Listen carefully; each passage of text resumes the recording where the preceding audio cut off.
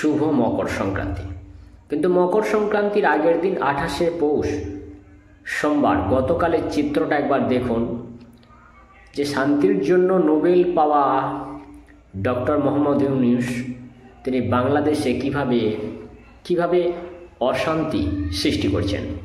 এই না হলে 140 বছরের পুরাতন ঐতিহ্যবাহী একটা মেলা বাংলাদেশের টাঙ্গাইলে, যে মেলাটা আজকে হওয়ার কথা ছিল, কার্যত পুলিশ নামিয়ে সৈন্যবাহিনী নামিয়ে মাইকিং করে ডক্টর মোহাম্মদ ইউনূস তা বন্ধ করে দিচ্ছেন।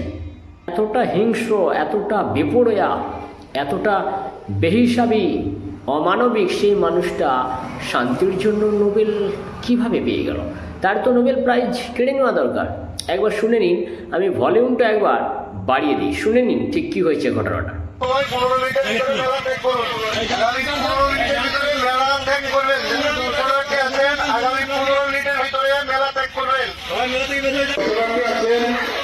জনগণ আছেন, 15 মিনিটের মধ্যে মেলা ত্যাগ করবেন।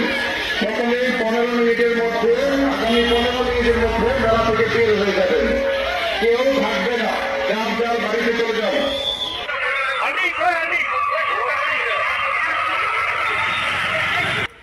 বাংলাদেশের আর্মি তারা মাইকিং করছে, তারা ঘোষণা করছে, তারা ওয়ার্নিং দিচ্ছে, তারা হুঁশিয়ারি দিচ্ছে 15 মিনিটের মধ্যে মেলা প্যাক করে গুছিয়ে নিতে হবে, মেলা হতে দেওয়া যাবে না। বাংলাদেশে যে আতঙ্কবাদী সংগঠনের মতো যাদের গ্রেপ্তার করে একাধিক জনকে রেখে দেওয়া ছিল, সেই সব দলের একাধিক নেতাকে গ্রেপ্তার করা হয়েছিল তদানীন্তন বাংলাদেশ সরকারের পক্ষ থেকে। বর্তমানে তারা সবাই জেলবন্দি নয়, তারা জেল থেকে মুক্তি পেয়েছে। কিন্তু এই মুহূর্তে সেই সমস্ত আতঙ্কবাদী সংগঠনের নেতাদের চাপেই, সেই জঙ্গিদের চাপেই কি বর্তমানে শান্তির জন্য নোবেল পাওয়া সেই মানুষটা, অর্থাৎ ডক্টর মোহাম্মদ ইউনূস, তিনি কি অশান্তির কাঁটা পুরো বাংলাদেশেই বিছাতে চলেছেন? কখনো ইস্কনিদের হাত ভেঙে দাও, গুড়িয়ে দাও, ইস্কন নিষিদ্ধ করো বাংলাদেশে, আবার কখনো সনাতনীদের যে পবিত্র মকর সংক্রান্তি, সেই সময় মেলা, যে মেলাটা কোনো জাতি ধর্ম জন্য নয়, মেলা হলো ঐক্যের একটা বন্ধন, মেলা হলো ভ্রাতৃত্বের বন্ধুত্বের জন্য এক গ্রিন সিগন্যাল। সেই সুন্দর সংস্কৃতি, মানুষের এটা সংস্কৃতি মেলা, যে মেলার কোনো রং থাকে না, যে মেলায় কোনো গণ্ডি থাকে না, যে মেলায় শুধুমাত্র ভ্রাতৃত্ব, যে মেলায় শুধুমাত্র মিত্রতা, যে মেলায় ঐক্য, সেই মেলা বন্ধের হুঁশিয়ারি বললে কম হবে, কার্যত মেলা বন্ধ করে দেওয়া হয়েছে। 140 বছরের পুরাতন বা ঐতিহ্যবাহী যে মেলা বাংলাদেশের টাঙ্গাইলে, মকর সংক্রান্তির দিন সেই মেলা আজ হওয়ার কথা ছিল, কিন্তু সেটাকে বাংলাদেশের আর্মি এবং পুলিশ দিয়ে শান্তির জন্য নোবেল পাওয়া অশান্তির বাতাবরণ সৃষ্টিকারী, বেহিসাবি, অবুঝ মানসিকতার অমানবিক ডক্টর মোহাম্মদ ইউনূস এইভাবে বন্ধ করে দিলেন। একজন দোকানদার 2500 কেজি চিনির কদমা তৈরি করেছিলেন, কিন্তু মেলা বন্ধ হয়ে যাওয়ার জন্য তার মাথায় হাত, এছাড়া তার মতো অসংখ্য জনের, একাধিক মানুষের মাথায় হাত।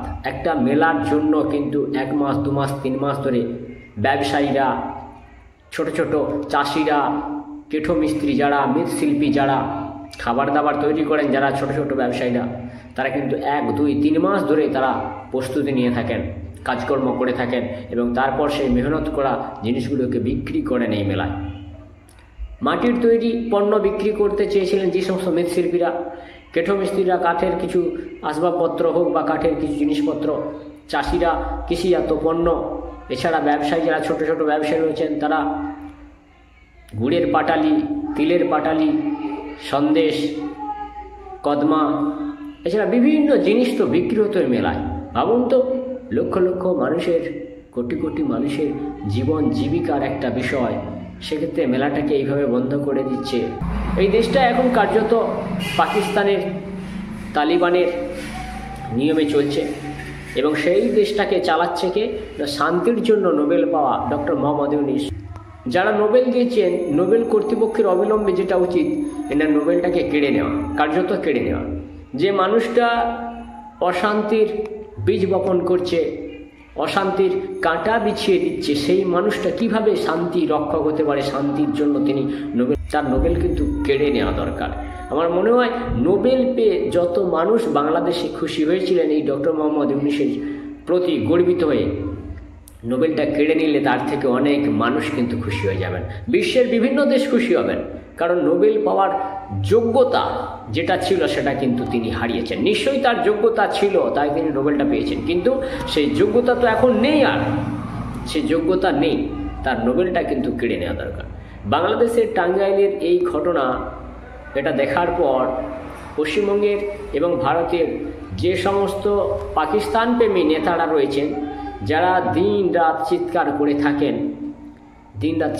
থাকেন হিন্দু ধর্ম অসহিষ্ণু, হিন্দু ধর্মে হিংসা রয়েছে, সেই সব নেতা মন্ত্রী রাজনৈতিক প্রতিনিধিগুলা, তারা এটা দেখতে পাচ্ছে না যে মেলাটা বন্ধ হয়ে গেছে বাংলাদেশে, সেটা নিন্দা তারা করে না, সেটা নিন্দা কেউ করবে না।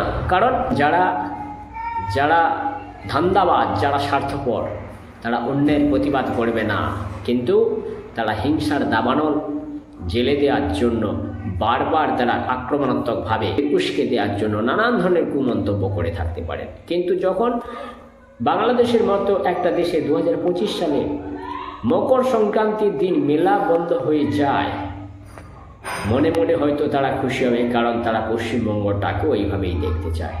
আমাদের রাজ্যেও কিন্তু এই বাংলাদেশি কায়দায় কখনো রামনবমীতে কিংবা কখনো হনুমান জয়ন্তীতে পুলিশ লাগিয়ে ব্যারিকেড দিয়ে দেওয়া হয়, সরকার লাগিয়ে দেয় ব্যারিকেড, কারণ সরকারে নেতা মন্ত্রী হয়তো অনেকেই রয়েছেন এইসব পাকিস্তান এবং পূর্ব পাকিস্তানের আদব কায়দায় বিশ্বাসী বেশ কিছু নেতা মন্ত্রী।